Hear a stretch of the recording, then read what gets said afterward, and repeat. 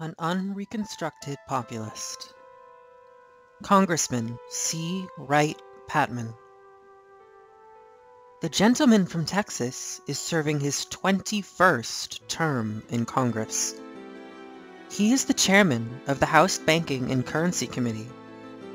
His appearance is that of an ingenuous country boy. Physically, he bears a remarkable resemblance to actor Victor Moore as Throttlebottom in Of Thee I Sing.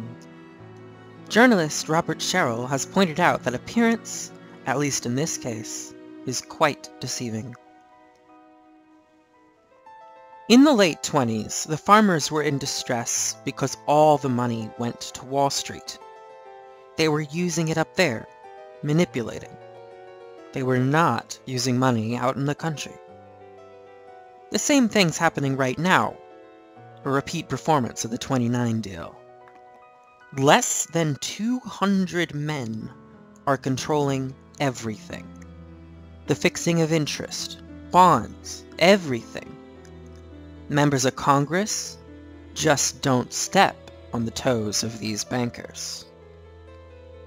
That's why in May 1929 I introduced the first bill to pay 3.5 million World War I veterans cash money, direct from the United States Treasury.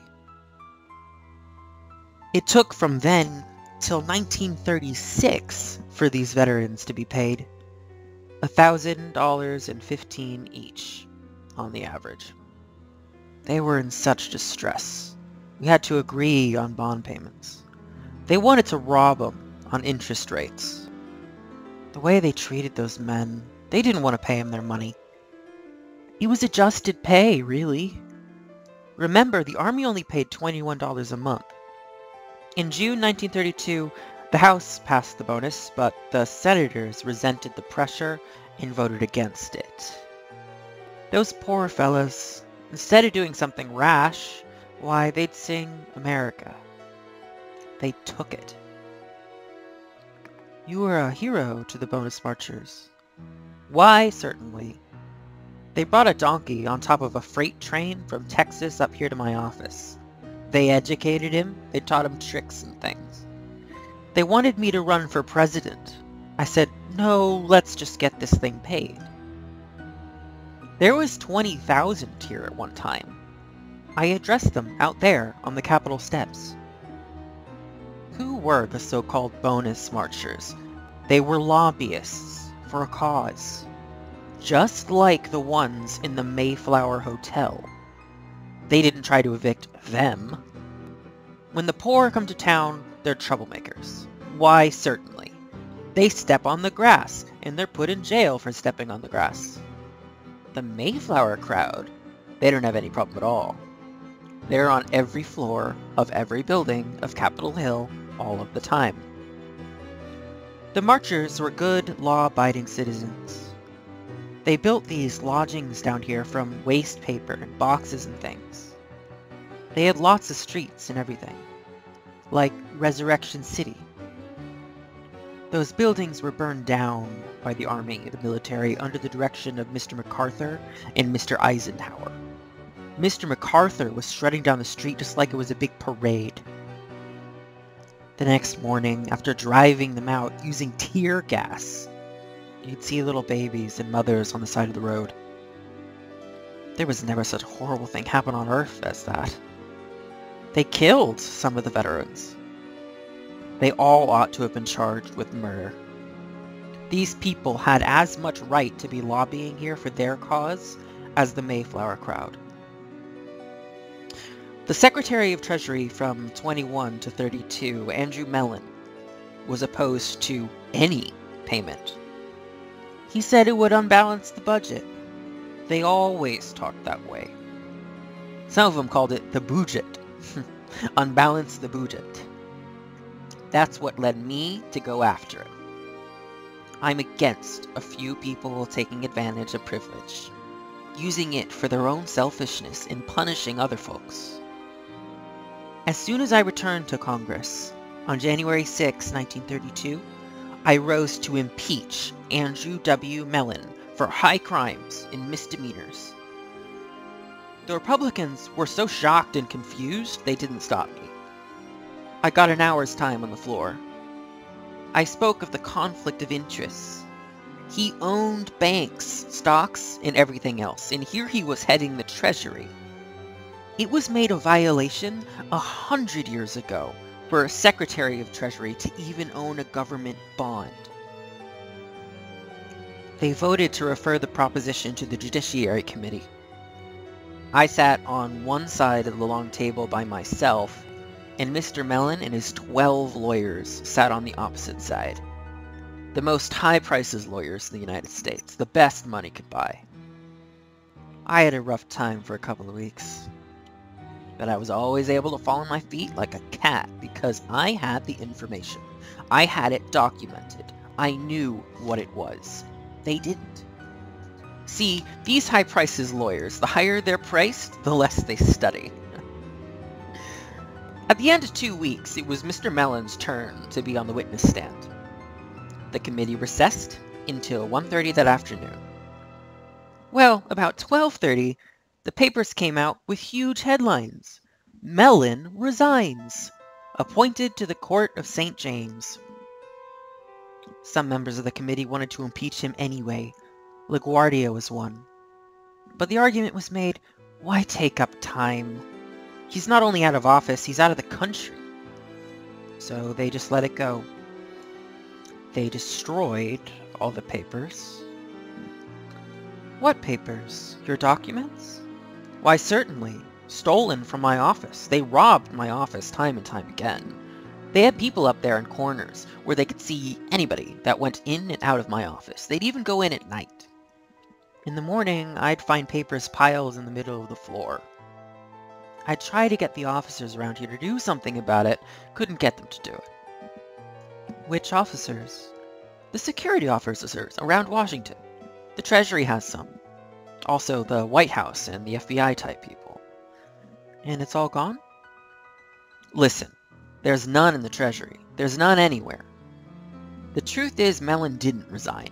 He didn't want to leave that office. He was willing to buck it. He thought he had enough money to win. But this was the beginning of the campaign where Hoover was going to face Franklin D. Roosevelt. He knew he had to get Mellon out of office. He accepted a resignation that had not been tendered. It was the most courageous thing Hoover ever did.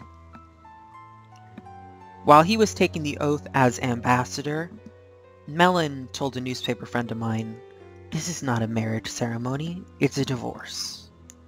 They put him out. For all effective purposes, he was impeached. Hoover gave him a pardon in the middle of the trial. Weren't there pressures to defeat you during the 30s? Why, certainly. About every 3 or 4 elections, they'd lower the boom on me. They could see I was giving them trouble on their city slicking deals. I pictured them as money changers and was after them with sharp sticks.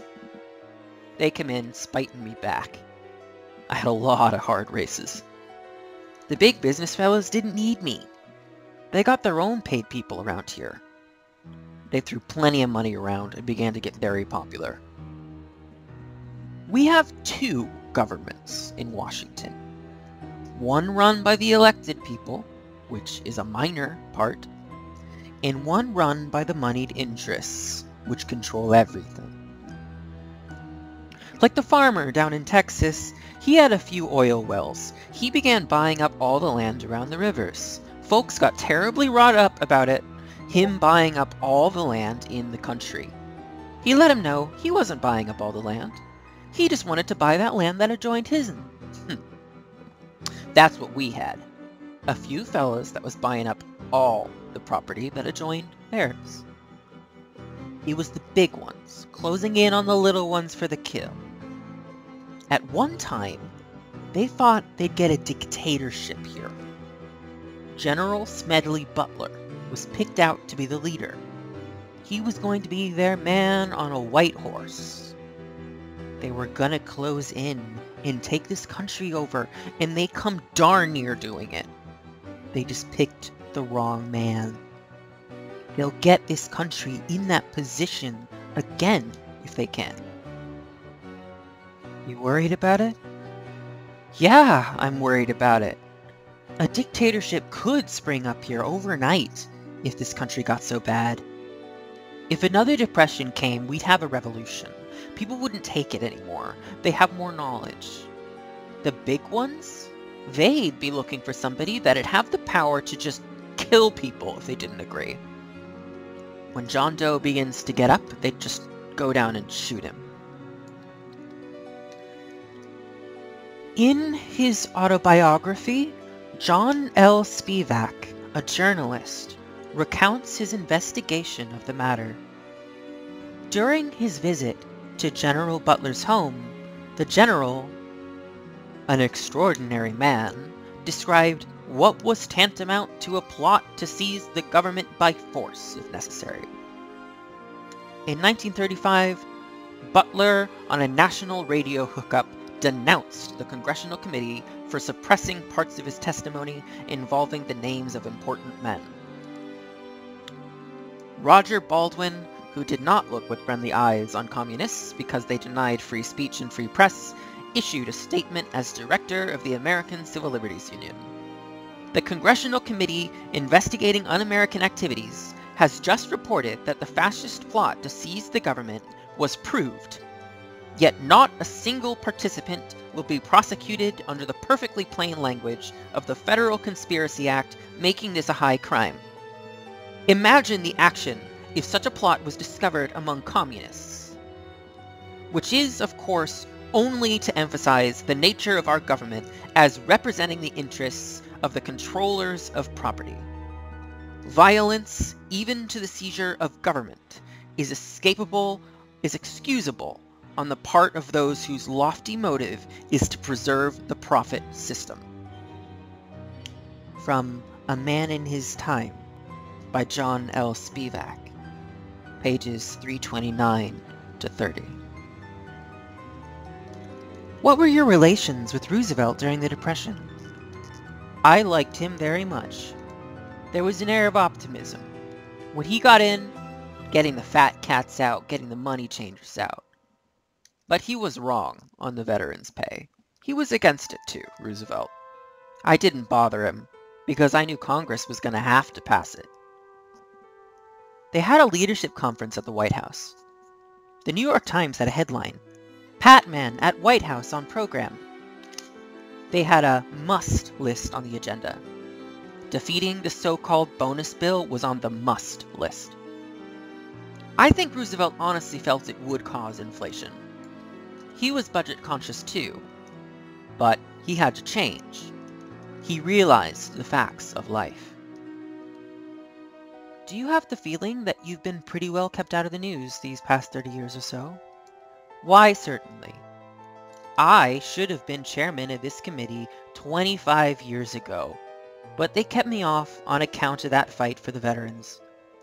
They knew I knew too much about the money business. They didn't want a man like that.